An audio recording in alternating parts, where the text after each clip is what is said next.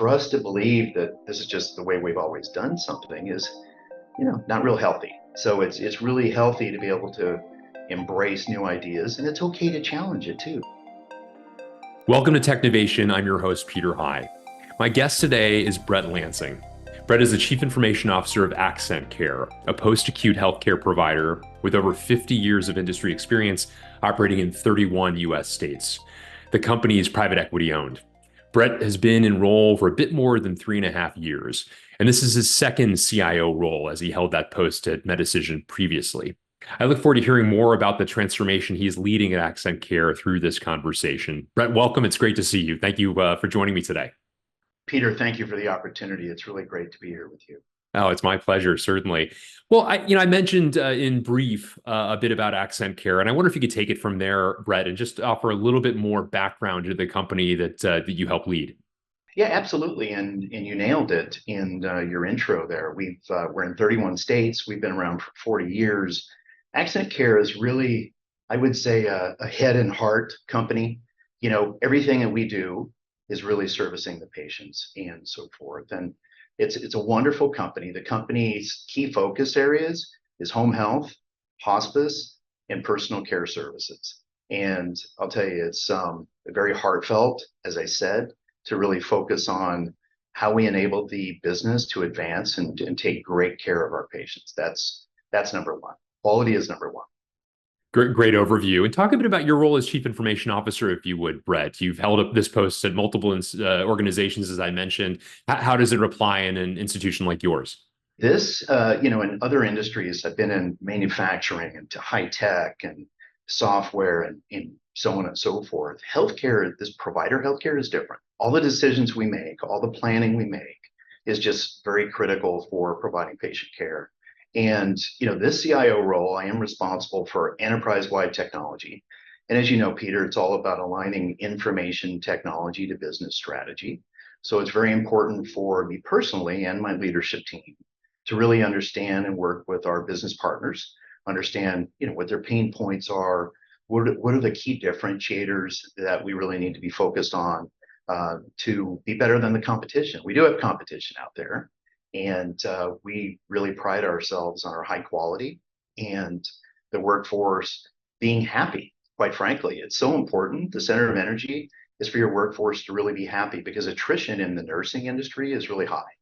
And we take great pride to really focus on the clinician. What's it going to take for them to be able to provide excellent patient care and so forth. So as the CIO for AccentCare, the focus is on technology as an enabler for the business, but it's about on making sure that the clinicians, that we hear their voice and that we really understand what some of their key drivers are, pain points, or what they wish they had that they don't have today, and so on and so forth. So it's a very exciting role. I'm very passionate about it. And again, it's very different than the other industries that I've been in. And even in healthcare, I was with healthcare IT companies. You mentioned Medicision, which is a part of Healthcare Services Corporation, and that was a SaaS company. We provided healthcare solutions to the payers. Well, now I'm on the provider side, so this is a lot different than that particular industry. Well, it's interesting. As you mentioned, you serve with the clinicians within your organization. Obviously, historically, at least, a very tactile business that you're in. Talk a bit about, as you hear their voice, as you noted, and decipher some of their key drivers. What is the role that tech and digital can play to influence this business, to make to allow the clinicians to provide the best care possible? What are some examples of that? That's a great question. One of the quick examples I would give you is what everybody's talking about with generative AI and so forth. So we looked at the clinicians and we approached the clinician council and we asked them, we said, there's this latest and greatest technology out there that the whole world is talking about. And we're trying to contemplate how do we leverage that technology in its simplest form to make life easier for the clinician. And what we heard from them is, if there's a way to reduce the administrative burden of our typical day, that would be huge for us. And we walked away from that. We thought, that seems like an awful simple request. And, can we really satisfy that with either generative AI or automation of some sort? We came back to them and we said, we listened and we have something to show you. And we were able to show them a prototype that accomplished, we thought, what they were really after. And they validated that by saying, you know what, this would be game changing for us. Because see, these clinicians visit 8 to 10 different households a day, sometimes a little more, sometimes less. And at the end of the day, they've got to document everything. They've got to go through all kinds of PDFs and all this documentation, personal health information on the patients. And it's very time consuming after they've finished their day. And what we've been able to do is take all of that documentation and simplify it in a one-page summary that is very succinct, meaningful about the patient and patients, that, some of the key themes in aggregate, but as well as just the specific patient, and, just really netted out for that particular clinician what was in all the PDFs and the documentation and so forth. So they were really ecstatic with that, and now they're asking for more. Right. So this is great. This is life changing for us. And now we have a few other ideas. So we find that very intriguing. That's really fascinating examples. Yeah. And I know that you spend a lot of time with your team in terms of ensuring that they are driving great outcomes relative to those strategic imperatives akin to what you've just described. And I Yeah. know as you have developed what you refer to as a quarterly ideas forum. And I wonder if you could talk a bit about the constitution of that, Yeah. the way in which it's brought together, as well as the extent to which there are some ideas that are bubbling up from that. Would love to understand kind of how that process works. Love to talk about that. And I've implemented that at a couple of other companies, different industries and so forth. And I found it to be very successful. There are so many people across the workforce that have great ideas. It begins with me as their leader to say, look, I don't have a monopoly on those ideas. Some of the best ideas are amongst the whole team. So I'd really like to create a platform for the team to be able to come share their ideas. It doesn't require PowerPoints or, mathematics or any details like that initially. Just bring your idea. So we do it quarterly. The team, we will have an agenda with various names of individuals or groups of individuals that have an idea that they wish to share. And I told them, I said, there's magic that happens when you join this forum. And here's what I mean by that. Somebody will mention an idea, and maybe it's not even well thought out, but it's really a great idea. And it feels like it's really going to be game changing. Then all of a sudden you have other people who you haven't even talked to about that idea begin to sort of contribute to it. And at the end of that conversation, you have something that was much greater than, the initial idea. And it's just magic what happens in those sessions. And we do take, some of their ideas, we give them credit for it.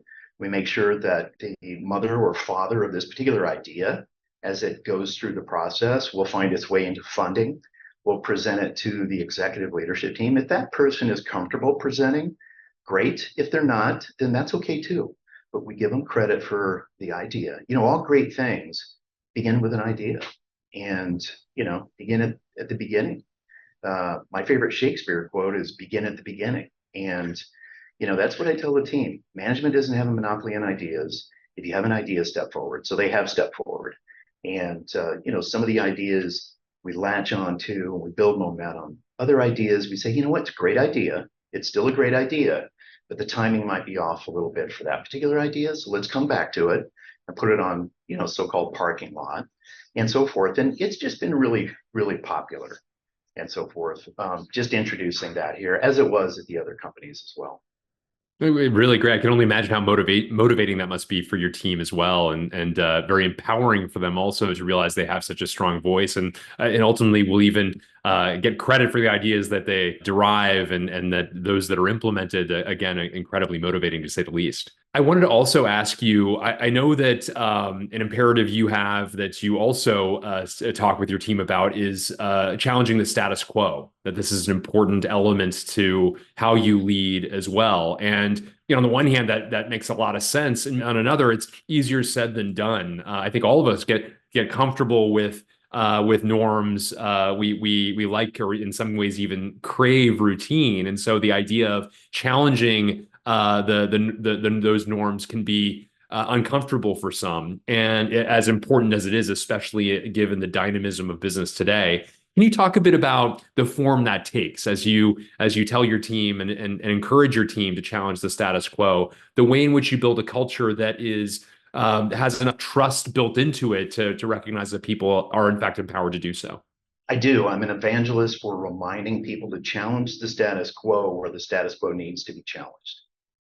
And we've had several conversations about that topic. And I do have people that approach, it might be in a town hall that I just had Friday. I reserve at the very end of the town hall, I reserve time for ideas, and ideas can translate into challenging a particular way we do something, whether it's a workflow or process, wreck and rebuild a particular process. I mean, it can be anything. So I do want people to know that it's perfectly okay to challenge an executive's opinion. Now, you do it professionally, smile while you're doing it, be really articulate, and kind of work it into a realistic situation when you're describing that. But it's something that people now, after I've been here about approaching 4 years, really feel comfortable with. And some of the other departments have heard about it, and they've asked me about it. Hey, we're hearing about challenging the status quo. What does that mean to you? And I said, it could be viewed as sort of a negative connotation, I guess, by some, but it's really a very positive opportunity for somebody to ingest a different way of doing something. For us to believe that this is just the way we've always done something is, not real healthy. So it's really healthy to be able to embrace new ideas, and it's okay to challenge it too. So, it's amazing how many people I've talked to that sort of feel a little bit of, I hesitate to use the word afraid, but they're just apprehensive to really go challenge somebody who's been in the business longer. And I'd like to believe that I've helped them feel more comfortable in doing so, albeit, very professional when you do that and so forth. So we do reserve a part of the quarterly town halls to share ideas, and it can be challenging the way we do things. Is there a different way? Should we be looking left instead of right? Um, and then those work their way into a demand management process and so forth. If there's, a new idea or a process that needs to be revisited and so forth. So that's really kind of how it moves through the organization. But the important thing is that it's really increased our employee satisfaction, having an ideas forum and knowing that they have a voice and they can challenge the status quo where it needs to be challenged. That makes a lot of sense, and it is in many ways a proof of the necessity for programs like this. I really enjoyed that explanation. Thank you.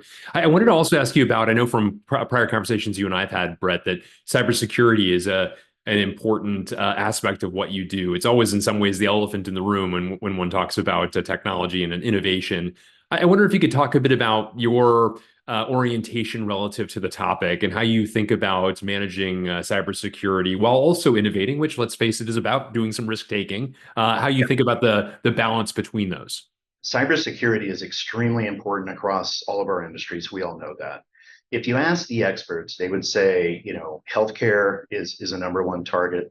I think it falls number two on some charts, but it's really something that is extremely important to private equity companies and all public companies as well.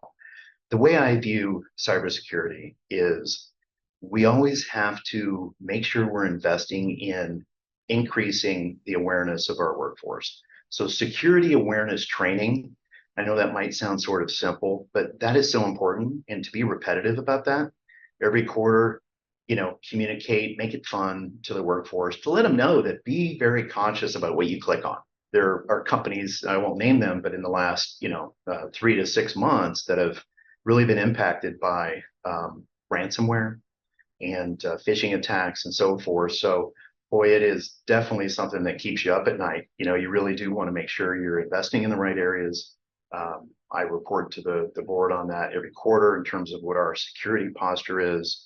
We actually have a security requirement kind of scorecard from our private equity firm that essentially means all the portfolio companies need to meet these minimum security standards. We're above those minimum security standards, of course, at AccentCare, but it's something that is just critically important. The CEO feels the same way I do. She is absolutely recognizes the importance of good cybersecurity posture. and awareness to the workforce. Because if you click on that link and it leads to a ransomware issue, then companies go down for a month. It's sometimes they go out of business. So it's really important for us. Makes a lot of sense. You alluded to, as I did in the introduction, that yours is a company that is private equity owned. Having been in organizations with various ownership structures, talk a bit about some of the nuances and differences of working for an organization that is owned by private equity. Yeah, there are differences. And the majority of the companies in my 30-year career I've been with have been public companies. So the last couple have been private equity. And I think, the difference is that they're more involved and so forth, not micromanaged at all. We have a wonderful private equity firm. They're fabulous, and they have a very diversified portfolio, which is wonderful. They bring all of us CIOs together once a year in Boston to be able to meet with the other portfolio companies across other industries. So, we always say the answer's in the room. Other organizations like that phrase as well, but it's really true. When you get a lot of CIOs together from different industries and you're solving different problems, the answer truly is in the room. So it's very exciting. I like the fact that I personally have an ops advisor from the private equity, and what this private equity firm that we have does is they assign an ops advisor to a C-level, and it's really just a sounding board, a person that serves as a sounding board, bounce your strategy off of them. They'll give you feedback. And these ops advisors are retired CEOs, COOs, CIOs, CTOs, CFOs. They are really seasoned. So I feel absolutely blessed to have that opportunity, quite frankly, to have for the last almost 4 years an ops advisor that is with me, to bounce ideas off of and kind of make sure I'm not coloring outside the lines, with different things. So it's really exciting. I really enjoy private equity. And the interaction that we have with ours, and it's just wonderful. It's a treasure chest of subject matter experts that we have access to, and it's really wonderful experience. It really is, and it is much different than public companies, in my opinion. Yeah, that makes sense. All that you've described certainly do suggest some notable differences. I wanted to also ask you, Brett, as somebody again who's been an executive in multiple industries across multiple companies. Now I've been a CIO multiple times over, as I mentioned as well. As you reflect on your career, what have been some of the difference makers along the way that have propelled you to the heights you've reached? As I reflect back, I remember one of my favorite leaders in a giant telecom company said to me, "It's all about increasing your marketability and resume equity." And that stuck with me. And I shared that with my team last Friday as well. And when I asked them, just how do you do that? They said, get a blank sheet of paper, draw a rectangle on there, start listing sort of in categories, kind of your experience, your subject matter expertise, and then try to realize, how do you fill this box of different competency areas and so forth, whether it be cybersecurity or application development or enterprise automation or anything else, infrastructure and stuff like that.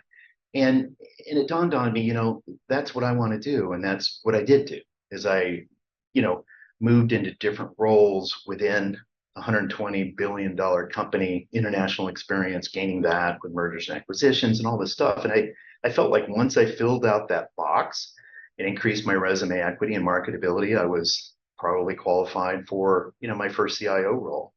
And that really stuck with me. And I'm a big believer of, share the knowledge with others. If I can help career develop, other people that are earlier in their career, I should say, that are moving up and have high aspirations to be all they can be and so forth, then I like to share that little rectangle box example of just filling in the box and keep track of that over the years and have kind of a personal career plan too of what you really want to achieve. So that's really the first thing that comes to mind, Peter. Well, it's wonderful not only that you have these reflections, but also share them with members of your team such that they might further take advantage of some of the same things that have worked well for you. Exactly. Yeah. Absolutely. Well, Brett Lansing, thank you so much for a terrific conversation reflective of the journey that you and your team are driving, the transformation you're leading at AccentCare, as well as some reflections from your broader career, more generally speaking. I really enjoyed the conversation. I also enjoyed the conversation, Peter, and thank you so much for the opportunity.